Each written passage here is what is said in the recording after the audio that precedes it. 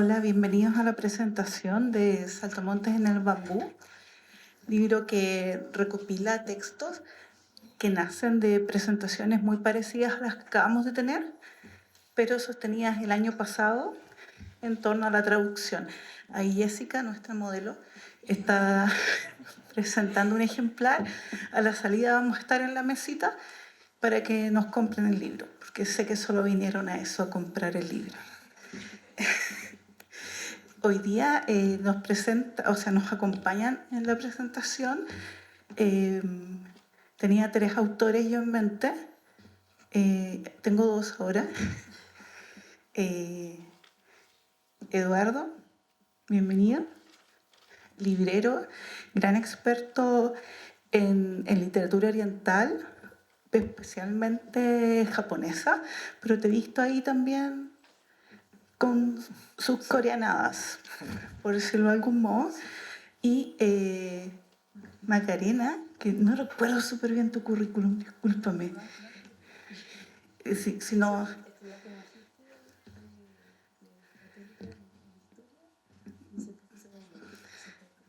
perfecto. El cruce entre sánscrito y yoga, ese texto fue difícil de entender porque era más elevado. Y me costó editarlo porque tenía puntuaciones no usuales. Fue un desafío. Aprendí. Gracias. Entonces los dejo acá. Dentro de un rato, si llegase Yael, díganle que suba nomás. Yael hizo la portada, le quedó, o sea, hizo la imagen en la cual se basó la portada. Su obra de arte es mucho más bonita que la portada.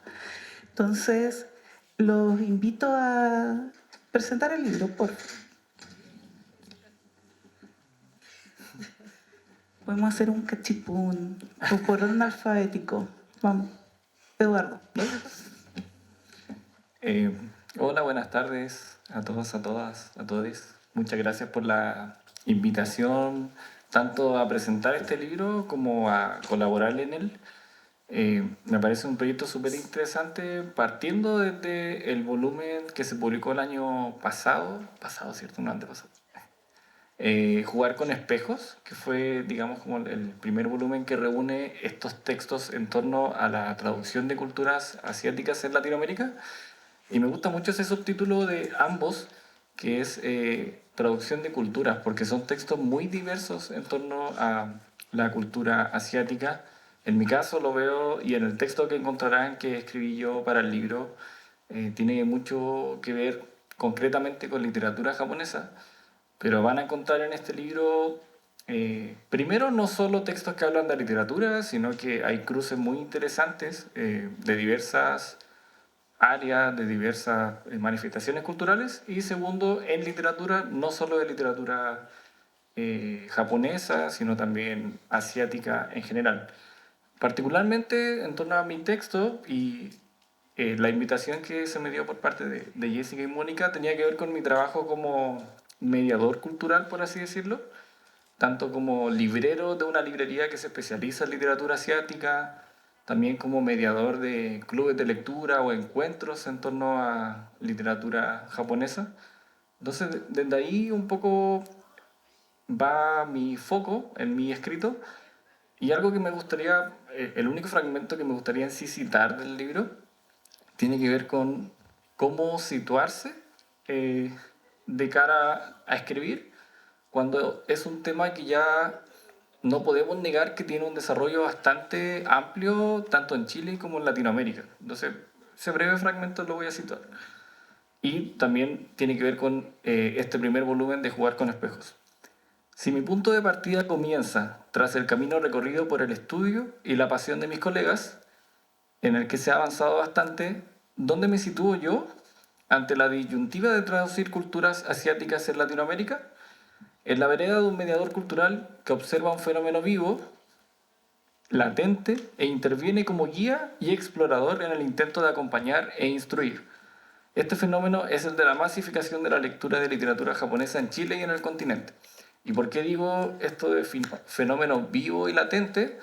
Porque para mí, y yo sé que también quizás han escuchado, todos hemos escuchado alguna vez eso, se habla de que lo asiático, o por ejemplo la literatura japonesa, es una moda Y a mí hace rato me parece que es todo lo contrario, como que ya no es algo momentáneo, no es algo que se ciñe solo a cierta temporalidad, sino que ha demostrado por qué se ha anclado en su importancia, tanto en quienes leemos y consumimos esta cultura, tanto cómo se empieza a editar, a traducir desde nuestro continente, desde Chile particularmente, etc. Y antes de dar el paso, mencionar un breve punteo que ahí quizás podamos conversar de algunos puntos. Algunos puntos que exploro yo en mi texto tienen que ver primero con el caso de hace unos años, de cuando yo estudié licenciatura en literatura, que era muy extraño ver en diferentes universidades la presencia de literatura asiática en los ramos de literatura universal. Como era universal, pero ¿hasta qué punto hablamos de literatura universal? Luego hablo un poco del tema de las librerías, que hoy en día hay muchas librerías en Chile dedicadas a eh, especializarse en ciertas materias y sobre todo en literatura, bastantes. Y por último, un breve fragmento del texto lo dedico al trabajo de las editoriales, un poco analizando cómo diversas editoriales, sobre todo las más grandes, los sellos más grandes, quieren, por así decirlo, buscar una especie de Japón auténtico y decidir cuál es el Japón auténtico que se publica, que se traduce, versus el otro aspecto de editoriales más pequeñas, independientes, que buscan quizá textos que quieren salir del circuito comercial y buscan reivindicar otros temas, otras autorías, etc. Así que eso de momento en torno a mi presentación. Muchas gracias. Macarena, por favor.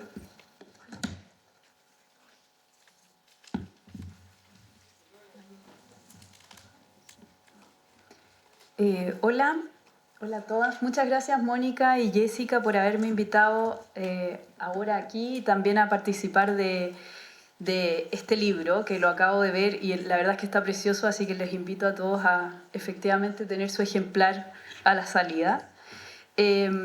Yo la verdad es que el 2025 participé en estas mismas jornadas pero como moderadora. Y cuando recibí la invitación a participar escribiendo un ensayo, revisé el libro anterior, que también tengo aquí, que no sé si tienen más... Hay unas cuantas copias, la última.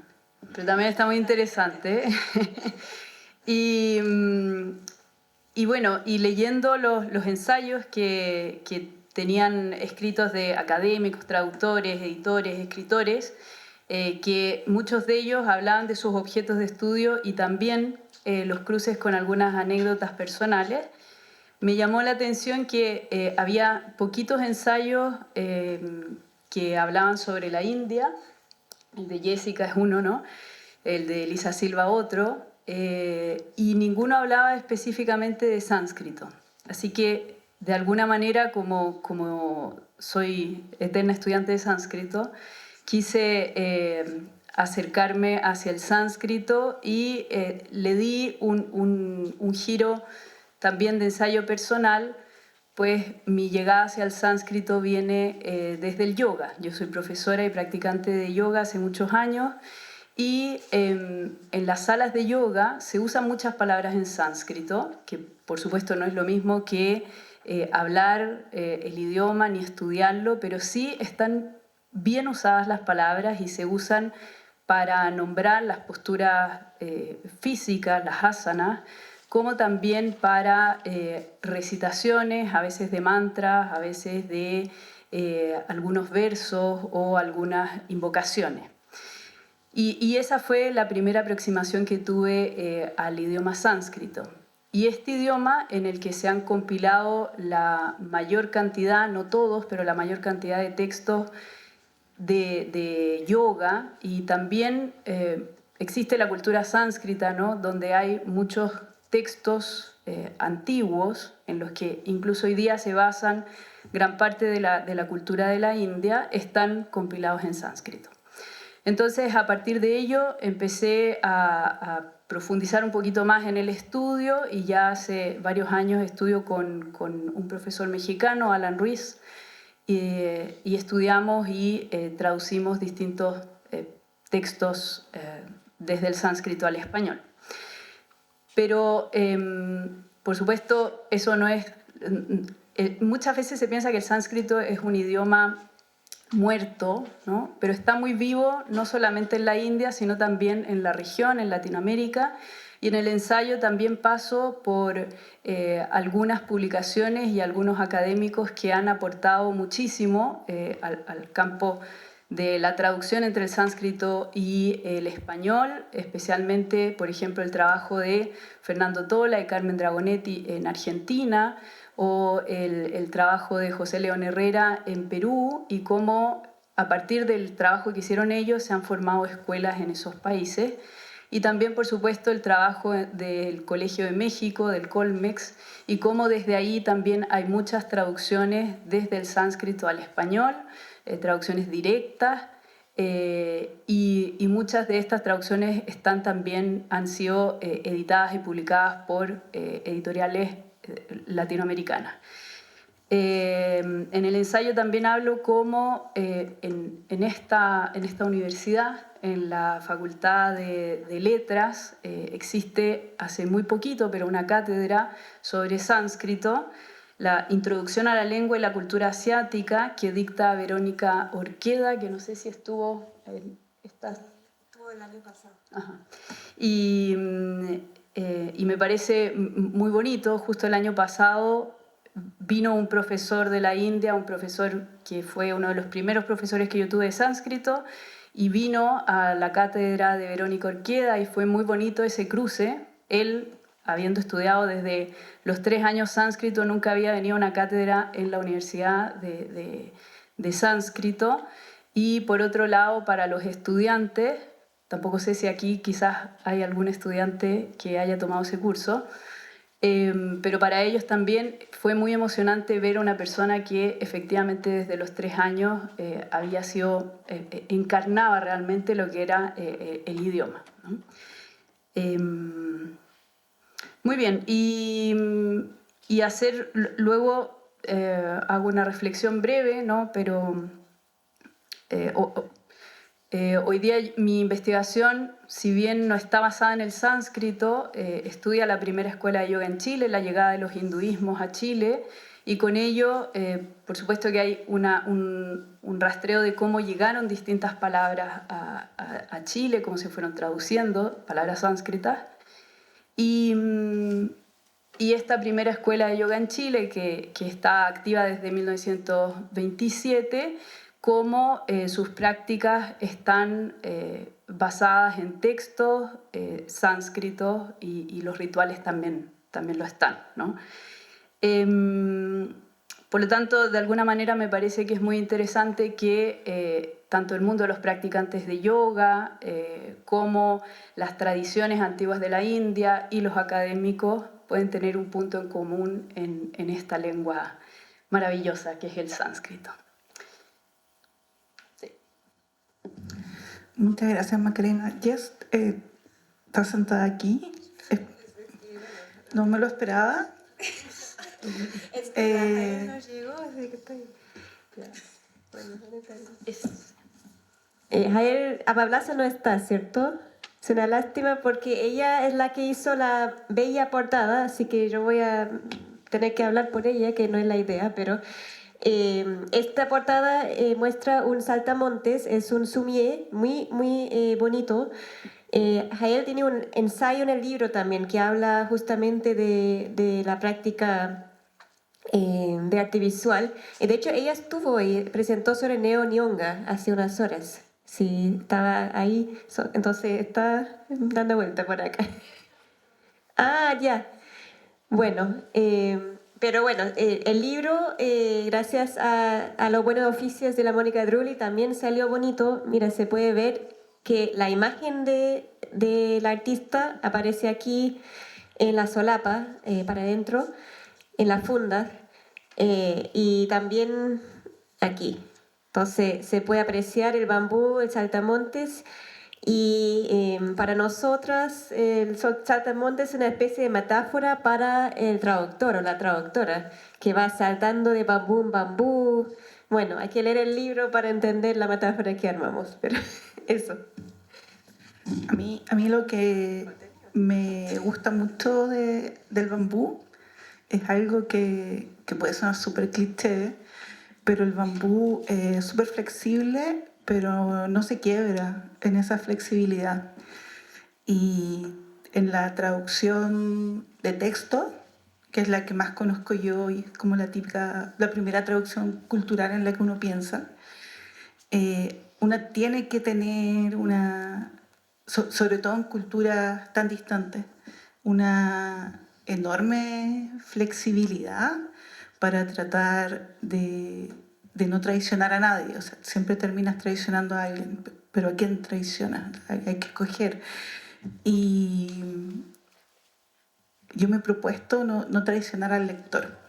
El lector en lengua castellana para mí es intraicionable y buscar la manera de transmitir un texto sin pasar a llevar todo lo que se ha hablado en mesas anteriores, que tiene que ver con los contextos culturales de enunciación. La compañera hablaba hace un rato de OPA y lo que no se entiende en los subtítulos. Cómo entregar eso sin que las notas al pie de página se transformen en algo más importante que el texto original. Creo que el hecho de que distintos aspectos de culturas asiáticas estén en el mundo cotidiano y que estén en los streaming, en los restaurantes y además en librerías, facilita mucho esa labor de traducción porque ya no nos tenemos que dar vueltas de carnero para explicar qué es un kimono. Hace unos años, en la Altamira, creo, compré el Sure Sureusa. Sure Sureusa es un texto como del siglo XIII que habla desde el retiro, como el ocio, la inmanencia, todo eso.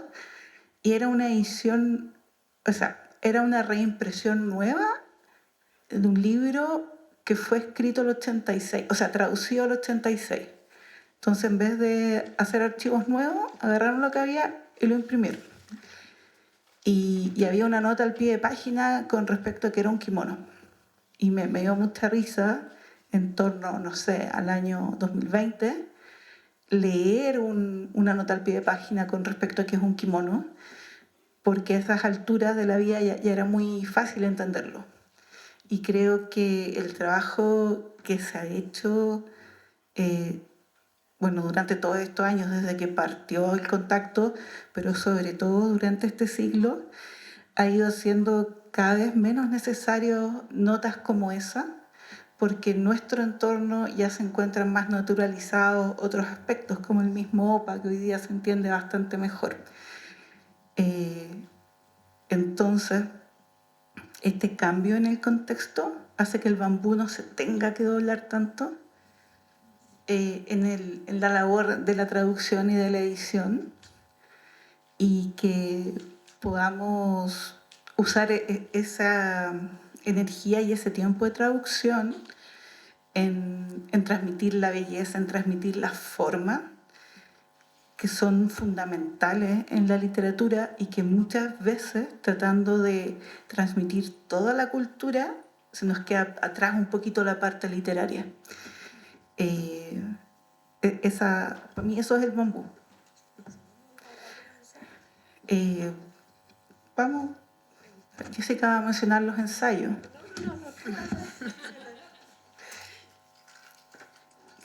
No puedo ver de lejos y de cerca con los mismos anteojos.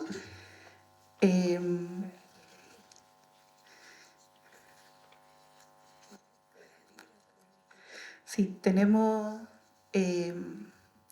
una de las gracias de esta jornada que organiza Jessica es que son un poco inclasificables, porque como es traducción cultural y no solo literaria, a veces se tocan aspectos que no que uno no se espera encontrar. Entonces yo vengo de la traducción, la literatura, la edición, y de repente me encuentro algo que no me esperaba para nada, como por ejemplo el deporte y su función en las relaciones internacionales, y me quedo así como, wow, ¿cómo no lo vi? Si era obvio.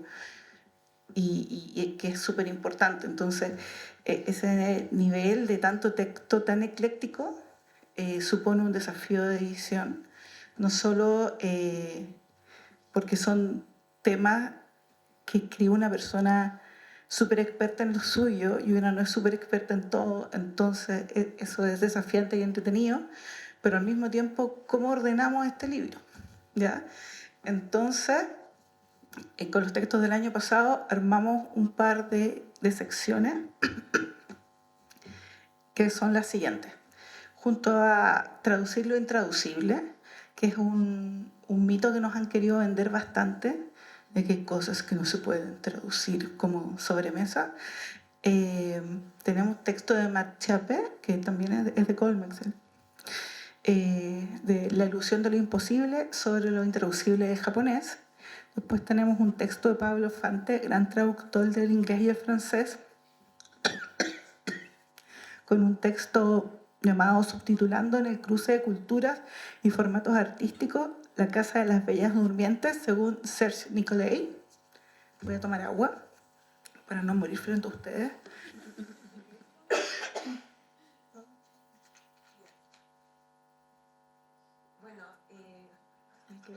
¿Aló? Sí. Según Mónica, cometí el error de invitar demasiados poetas el año pasado. Hay 8 poetas. Hay Soledad Fariña, que es gran poeta chilena, que creó sobre los poemas místicos de Al-Hallaj, que por cierto no es, es de Medio Oriente, pero también te lleva a preguntar, bueno, la categoría de Medio Oriente es como colonial, ¿qué es Asia, qué es Medio Oriente? Un poco también por la falta de personas que estudian Islam y la tradición sufí, lo tuvimos ahí hablando de la traducción de esta poesía mística. Muy interesante. Quiero agregar una cosa pequeña, es que uno de los problemas del año pasado es que también estaba lleno de Japón. Entonces la gente decía, ¿cómo que Asia? Si esto es casi puro Japón. La gente tenía razón. Entonces este año que tenemos textos de otros países, se amplía eso, pero también nos lleva a pensar cómo nos han pintado y nosotros mismos nos hemos pintado cómo es Asia. En Asia están los países musulmanes más grandes del mundo. Y se nos olvida esa parte. Por ejemplo, Indonesia son más de 200, 300 millones de personas, no sé cuántos son, el cuarto país más grande, y pensamos que todos son budistas, pero no. O sea, la mayor cantidad de personas musulmanas se encuentran en Asia y en general nos olvidamos de hablar de eso. Entonces, la llegada de otros textos desde otros lugares que como que nos dicen, ojo, también hay diversidad en la otredad, es súper interesante.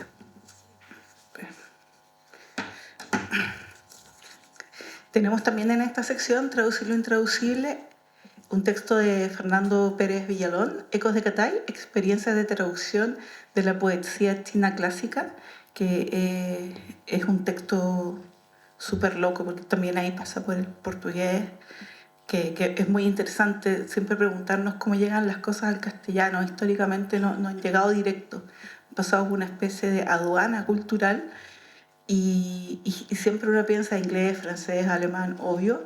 Bueno, pasan de repente por portugués primero. Siguiente sección es Mediar hacia Latinoamérica, edición, lectura y circulación, donde tenemos el texto de Eduardo, que mencionaba hace un rato, Eduardo Bustamante, Leer Japón, una manera de reformar la mirada.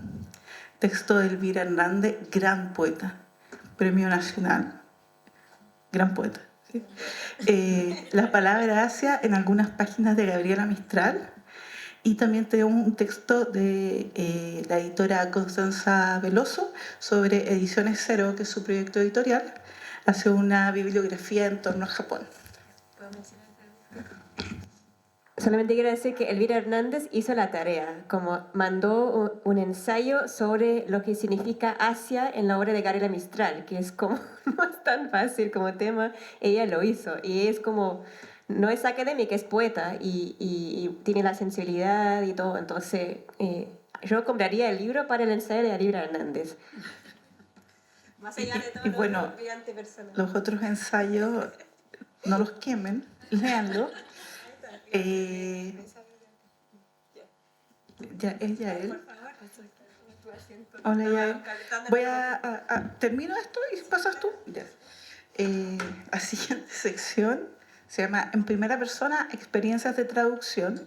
Y ahí tenemos un conjunto de textos, partiendo por Margarita Bustos, que escribe sobre la poesía de Doris Moro Misato, una poeta Nikkei peruana muy relevante.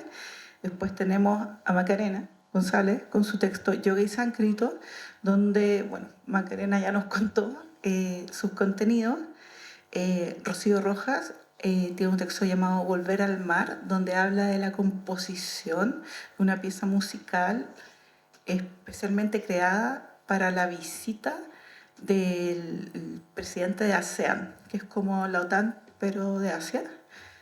Y es de música, de juntar dos idiomas musicales, que tienen escalas distintas, instrumentos distintos. Es algo que nunca había imaginado, pero luego tenemos traducción expandida con Yael, que escribió Traducción y desplazamiento de espejos oscuros, prismas y minerales cromáticos, que baja la materialidad. Y un texto de Gabriela Paz Morales y Katy Brosius sobre el retorno y sus formas, basado en el Ching y cómo desde ahí compone poesía, pero al mismo tiempo se hace cargo del cuerpo. Los dejo con Yael, creadora de la imagen, o sea, la obra de donde sacamos esta imagen, y gracias por permitirnos utilizarla. Por favor. Muchas gracias. Primero, disculparme por el atraso. Ese era todo tuyo. Lo que quedaba. Sí, y segundo, agradecer por la invitación. No solo me resultó mi ensayo seleccionado, sino que también la ilustración. Y bueno, tenía un par de imágenes para mostrarle, más que nada para señalar que la imagen de la portada del libro está realizada con una técnica de pintura japonesa que se llama Sumie o Suibokuga, que básicamente fue desarrollada a través del pensamiento del budismo zen. Por eso es muy evocativa, es muy simbólica y como técnica es muy austera. Y más allá del resultado gráfico que da, para mí aprender sumergirme en el mundo de la pintura japonesa Sumie, que es distinta a la policromática nihonga de la cual estuve hablando más temprano, es totalmente distinta en el sentido de que no es solo una técnica gráfica, sino que también es un camino espiritual. Se puede llamar simplemente una meditación activa. Permite desarrollar un autoconocimiento, permite desarrollar... es como un espejo justamente de la persona que lo practica, ¿no? Y la portada del libro en realidad es un fragmento de una pintura más grande que se enfocó justamente en el saltamontes que está posado sobre un bambú. Y bueno, cuando me propusieron la idea de usar mi pintura, yo no sabía esta metáfora de la traducción. La encontré bellísima, por supuesto, y también al tiro pensé que era la imagen perfecta como para ilustrar el libro, así que por eso la eligieron, yo creo. Y pertenece también a una colección de pinturas basadas en las estaciones del año. Para comenzar a practicar esta técnica existe una especie de escala de niveles, así como en las artes marciales. están los Kyu, los Dan, etc. Aquí, para aprender a pintar sumie, se pasa por el bambú, el crisantemo, el ciruelo y la flor de la orquídea china. Entonces, como que cada planta en el fondo es un ejercicio gráfico y a la vez involucrando todo el cuerpo, psicomotriz. Y ¿qué más iba a decir sobre eso? Bueno, en realidad, claro, eso, que es un fragmento, la ilustración de esta colección de pinturas de las estaciones del año, pero también tiene que ver con esta sensibilidad que uno va desarrollando en relación a la naturaleza. Entonces, la pintura japonesa tiene muchas capas y tiene muchas aristas.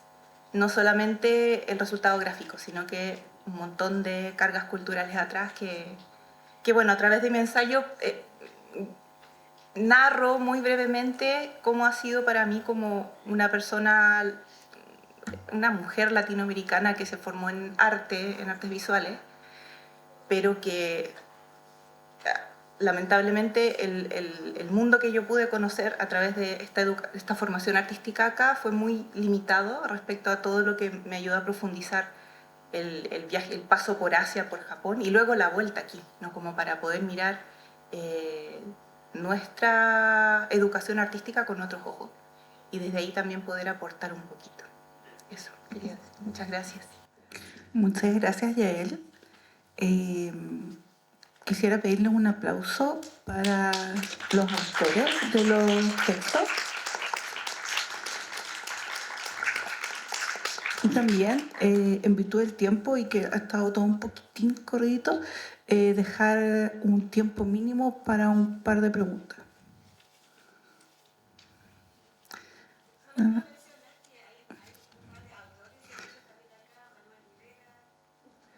Ah, sí.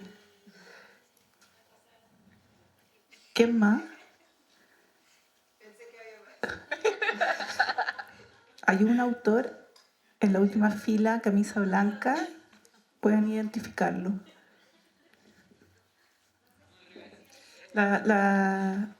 No sé si quiere decir algo, Manuel.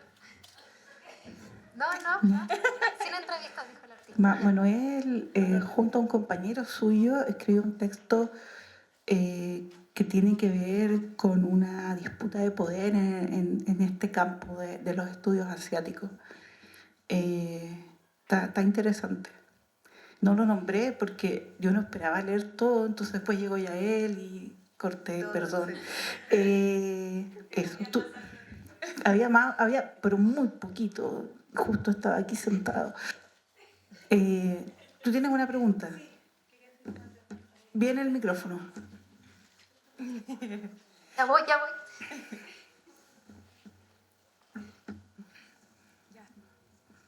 Ahí sí, ¿me escucha? Yo me llamo Carmen Gloria, expuse en la mañana con respecto a la traducción del coreano al español usando de intermedio el inglés, pero a esta hora, después de escucharlo a ustedes, me da vergüenza las cosas que dije en la mañana, porque uno lo hace en el fondo del corazón y de forma amateur, pero primero les quiero decir que son una inspiración para muchas personas que lo hacemos de esa forma, que verlos ahí, verlos presentando el libro, me dan ganas solo de preguntar si me lo van a poder firmar todos. Esa es mi pregunta. Es imposible porque son 18 autores. No podremos satisfacer eso. Sí, pero todos los chicos aquí sí. Sí. Manuel, tú también. Sí. Él también. Por favor. No, y dar gracias también, Jessica, porque todos estos espacios que se abren, nos abren también a la gente común y corriente, poder interaccionar con personas y eso de verdad nos resulta motivante es como el evento que yo tengo ahora en el primer semestre, en el fondo que me trae mucha alegría poder conversar con personas que les apasiona lo mismo. Así que es más que nada felicitarlos, desearles que les vaya bien y que me firmen todos los que están aquí el libro, por favor. Muchas gracias. ¿Alguien más tiene alguna duda, consulta, reclamo? Comentarios, sí, comentarios antes de reclamo. Entonces, si no hay más dudas, consultas, comentarios o reclamos, Les doy muchas gracias por haber venido a la presentación y también a la jornada, porque sí, Procedemos a vender el afuera, pero tengo que salir primero. Afuera va a estar a la venta el libro. libro. Eso. ¿En qué iba, Diana? Gracias por venir, tanto a la presentación del libro como a la jornada, porque sin las audiencias, esta conversación, o sea, la mayoría de nosotros como que nos ubicamos, hablamos, sabemos lo que piensan los otros más o menos, pero la gracia es dialogar con terceros con los que no estamos dialogando siempre. Entonces son ustedes los que hacen que las jornadas valgan la pena. Muchas gracias por venir.